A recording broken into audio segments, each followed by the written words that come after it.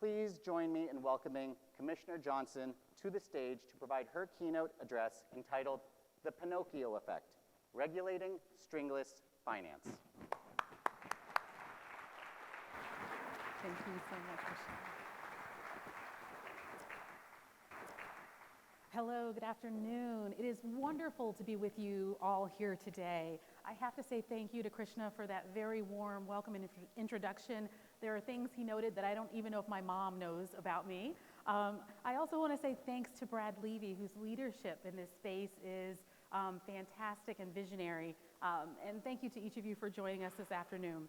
Ahead of offering any very specific remarks, I want to share in advance that the reflections I'll share with you today are my own. They are not the reflections or perspectives of the chair, my fellow commissioners, or the commission staff. It's a pleasure to be back here in New York, and even more importantly, to be in the Symphony family. In July of this year, I had the opportunity to visit with Symphony in their New York headquarters. The entire America's operating leadership team happened to be in the office that day for a retreat. I had the opportunity to hang out with most of them. I really enjoyed the visit. I loved the energy and the focus that they bring to the tasks that they're undertaking. I'd like to use two critical points, if I might, for my remarks this afternoon. The first of the two critical points I'll share about relates to record keeping, the second to cloud migration. I think you'll be familiar with at least some of the themes that I'll share with you today. Record keeping historically hasn't proven to be a topic that awakens the senses, that enlivens conversation, that prompts people to move closer to the edge of their seats. But it should. Looking back a few decades, in the late 1960s, a crisis struck Wall Street. What was the culprit? Inflationary pressure? Sustained periods of volatility? A decline in market prices for a specific asset class? No. The formidable foe was a blizzard of paperwork. A blizzard of paperwork paralyzed Wall Street. Daily trading volumes in New York of the New York Stock Exchange had soared to levels of new heights. The average number of shares exchanging hands more than doubling in just 3 years. Before our era of automated systems and processing, Wall Street was easily overwhelmed. In the days before computerized trading and centralized electronic stock delivery systems, the Wall Street area depended on messengers tasked with trudging up and down Wall Street to deliver slips of paper, stock certificates by hand. By 1968, the daily trading volume hit 12 million shares a day. The sheer mass of stock certificates and other paperwork overwhelmed many Wall Street back offices in what came to be known as the paperwork crisis. A number of organized crime syndicates made off with $400 million in value, and 1/6 of the firms operating on Wall Street, broker-dealer firms, disappeared, either as a result of merger or closure. The bottom line, paperwork, or as we might commonly refer to it now, record keeping, is a critical element of ensuring well-functioning markets. And in the absence of effective record-keeping systems, many economic efficiencies are lost. Transaction costs are higher, and it becomes more difficult to police markets. Today, it may be hard for you to imagine searching through metal file cabinets, mimeograph machines, runners sprinting up and down lower Manhattan and Wall Street with slips of paper in their hands, attempting to clear and settle trades before the creation of mainframe computers or the internet. I know I blew a few of your minds with those references. You can Google those terms later. But there really was a period before email and before the internet when we communicated with one another using different means. What I'd point out as we think about the world today is that record keeping is not what it used to be. We are in a digitized era, and artificial intelligence and machine learning offer innovative paths forward for many industries, including the financial markets industry where I serve as a regulator. In September of this year, the CFTC issued a series of orders settling charges against 11 of the largest financial institutions in our nation. These financial institutions had failed to preserve and produce derivatives-related records, communications that were executed by employees on personal devices using popular platforms such as WhatsApp or Signal. The CFTC orders required financial institutions to pay $700 million in civil monetary penalties. These CFTC orders were accompanied by similar enforcement actions from the SEC, totaling between the two agencies some near $2 billion in fines. This is a severe penalty, but there is really a critical underlying point. Some of our most storied financial institutions had failed to effectively ensure and protect, to encrypt, to preserve documentation required by regulation. After careful review of the specific facts associated with these cases and carefully studying issues at the intersection of record-keeping compliance and communication technology over the last several decades, I voted in favor of issuing these orders. This is in part because the modern story of record-keeping compliance and communications is very much at the heart of ensuring the integrity of our markets. Back in 2002, the SEC, through the New York Stock Exchange, NASDAQ, NASD, the predecessor of FINRA, announced joint actions against 5 large financial institutions for failing to preserve email communications that transpired in their record-keeping efforts. The SEC imposed $8.25 million in fines at that time. Although each firm had an obligation to preserve email communication under the securities law, the firms routinely discarded and overwrote their backup media. This leaves us at a point of intersection and a critical question. How can you all, those of you here in this room, those of you in the community in which you operate, imagine or envision pathways or mechanisms that might facilitate financial institutions' efforts to ensure that they preserve, for purposes of providing documentation, for purposes of ensuring confirmations, for purposes of complying with regulation, data that transfers through their firms? I'd highlight here at this moment that in the regulatory context, the duty to retain records arises from an expectation that market participants are conducting their businesses. They're offering terms, including pricing and other material information, distributing disclosures, confirming transactions, and ensuring that margin or collateral requirements are met, along with other critical operational and transactional details in accordance with internal and external compliance obligations. By internal compliance obligations, I'm referring to a firm's own internal controls and compliance policies. By external obligations, I'm referring to articulated regulations, such as the CFTC's core principles. Alongside these, I'm thoughtful about legal precedent and other regulatory guidance adopted by federal and state regulators, imposed by courts, or agreed upon by members of a self-regulatory organization.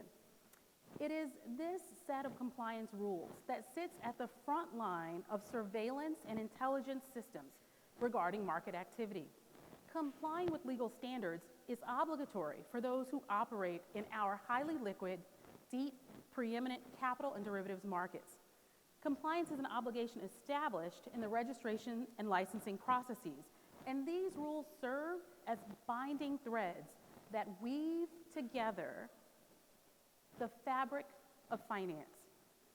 Innovative digital technologies and highly attractive social media tools and platforms, including chat-based apps downloaded to personal cell phones, unquestionably enable faster, easier, and maybe more entertaining technology. Let's admit it. Who doesn't like an emoji? But needless to say, in the regulatory context, record-keeping requirements exist for important economic, business conduct, and financial market regulatory reasons. These rules help to preserve the integrity of our markets. Preserving records enables regulators to conduct surveillance and bring enforcement actions when appropriate. By reducing fraud and market manipulation in our markets, protecting investors, and ultimately engendering authentic trust in our markets, we maintain our globally preeminent status. Convenience must never compromise our core values with respect to compliance, customer protection, and market integrity. As with the SEC's 2000 investigation, the CFTC's recent investigation discovered that financial institutions egregiously failed to comply with CFTC record-keeping requirements, as well as firm-wide internal record-keeping requirements. As with the SEC's 2002 decision, the CFTC's recent investigation also found that companies failed to enforce their own internal compliance policies regarding employees' use of personal devices. The egregious and widespread nature of this behavior, in tandem with increasing reliance on novel communication platforms available only on personal devices, strongly indicated to me that the Commission's ability to effectively investigate misconduct may be eroded unless these compliance failures are quickly addressed. In thinking about record keeping, I'm mindful that record keeping requirements have the potential to facilitate building more effective infrastructure.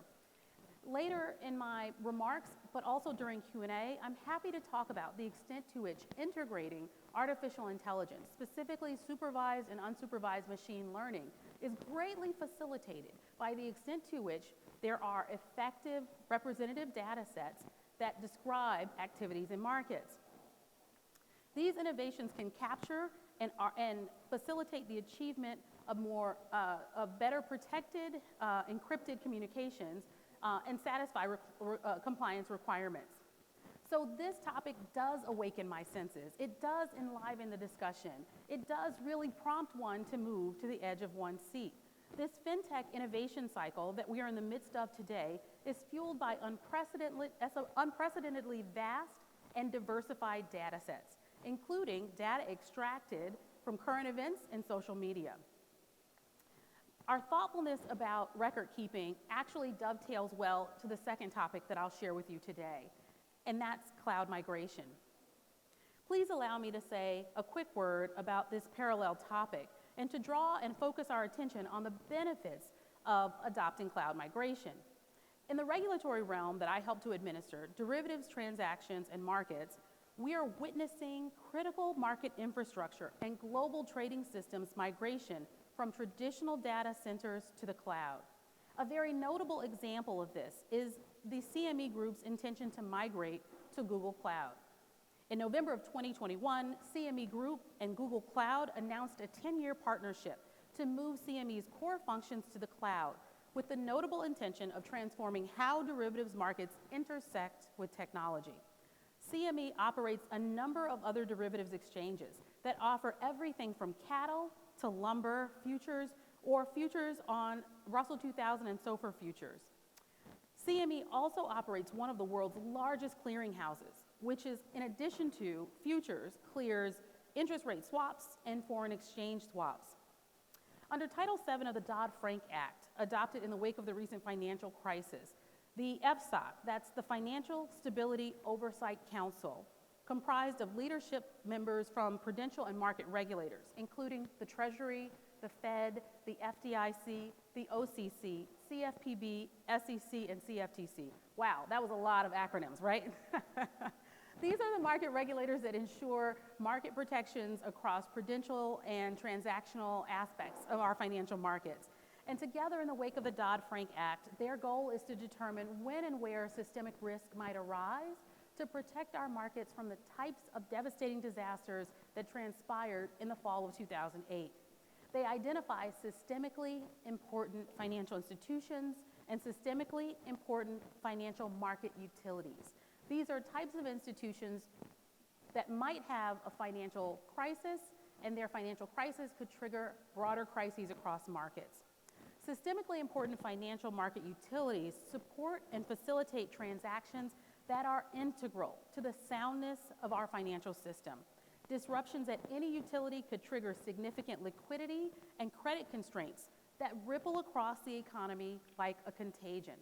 In July 2012, FSOC designated CME's clearinghouse function as systemically important. You'll recall that I just suggested CME, the systemically important financial market utility, has entered into a partnership with Google Cloud. Thus, one of the most important, or many of the most important, financial institutions in our markets are increasingly partnering with technology firms to facilitate the execution of transactions in our markets. It'll be fascinating to see the CFTC regulatory process, including its system safeguards regulations, interact with migrating systemically critical core financial services to the cloud. but we don't have to wait to get a preview of what is to come. In the fall of 2001, a different clearing entity, Options Clearing Corporation, filed a submission with the SEC asking for regulatory permission to migrate its clearing, risk management, and data applications to the cloud. I've recently begun researching federal and state regulators' initiatives to include cloud migration oversight in the system safeguards examinations that they execute. Far too few of our market participants, far too few, have launched studies or initiatives to investigate the benefits of this possibility. During the Q&A, I'm happy to say a little bit about how we at the CFTC are already attempting to appreciate the necessity and the benefits of migrating our oversight and surveillance to the cloud as well. Sound governance is critical to managing cloud migration security risks.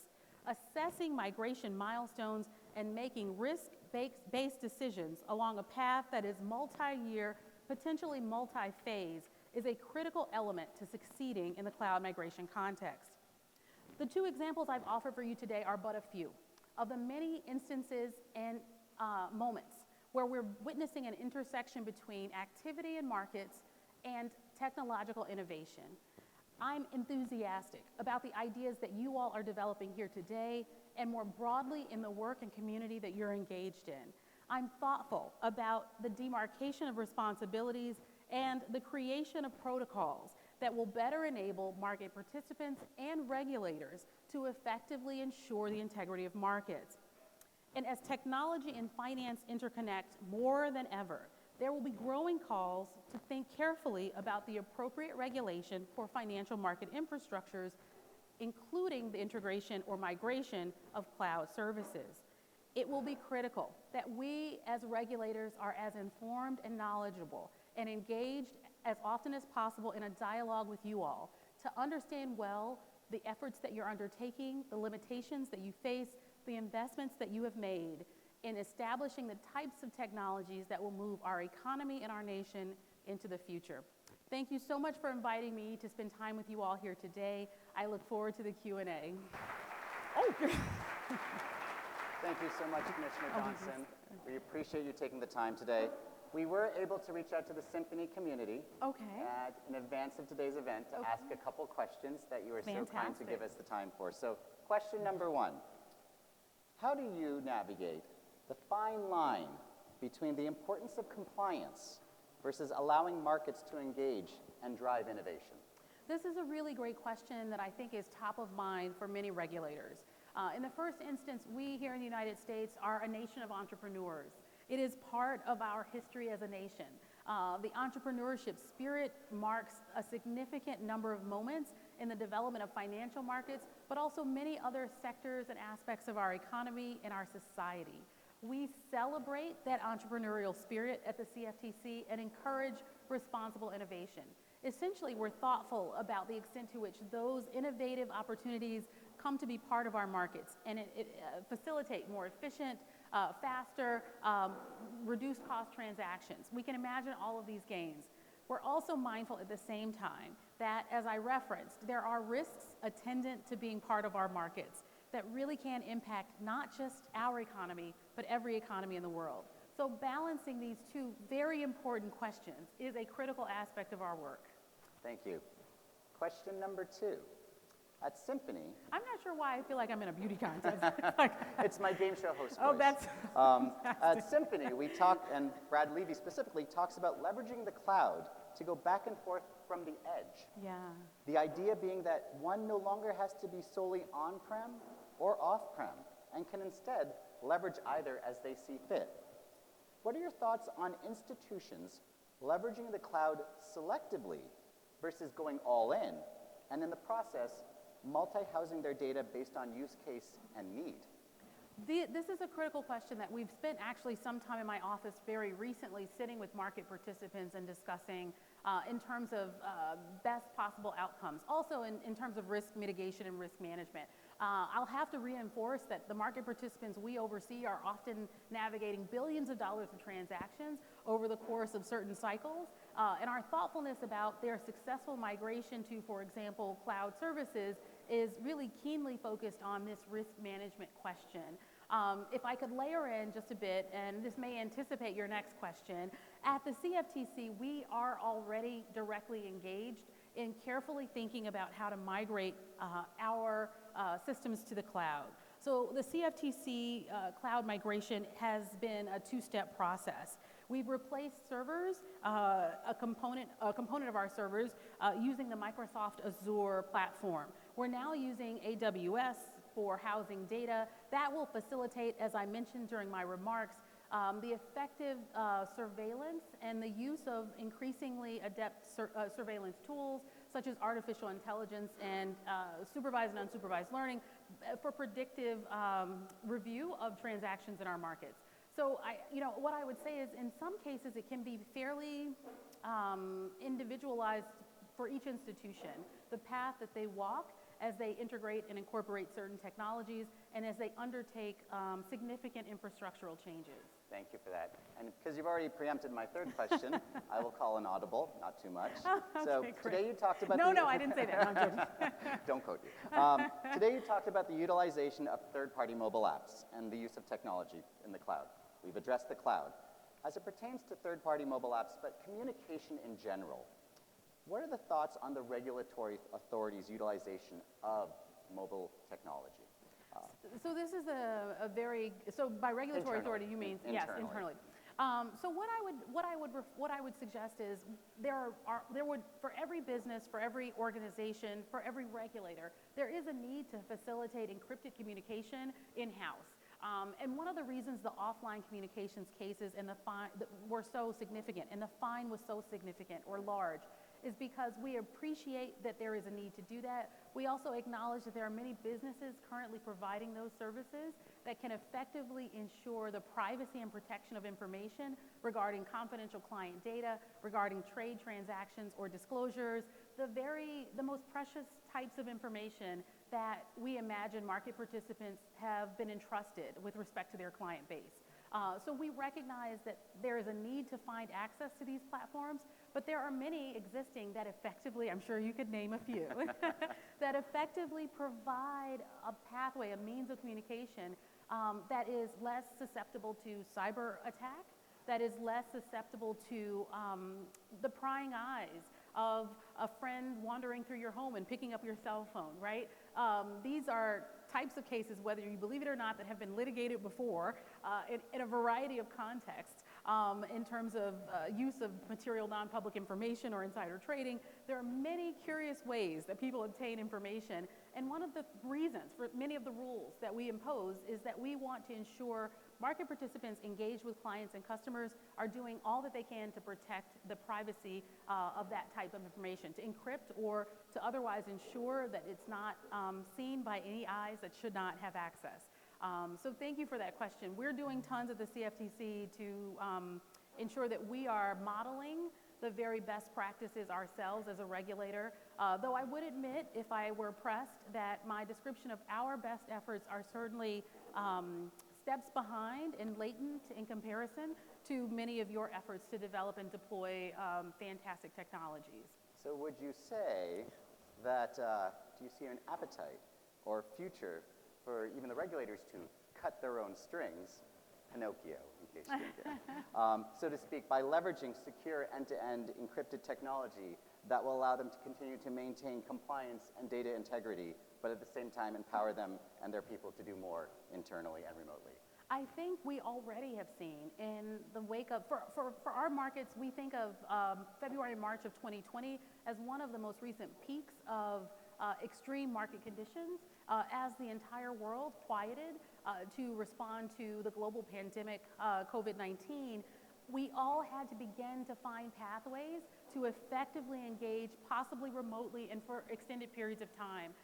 We at the CFTC, much like many of the businesses that you all operate, have begun to adopt and adapt the practices and platforms that would enable us to be successful even under those conditions. I think we all learned a tremendous amount during that period of time about how to remain connected even when we are apart. So absolutely imagine going forward that many of these technologies will be front and center and core to the operation of a number of businesses and certainly a number of regulatory agencies as well. Commissioner Johnson, on behalf of Symphony and the larger Symphony community, thank you for your time today. Thank you so much.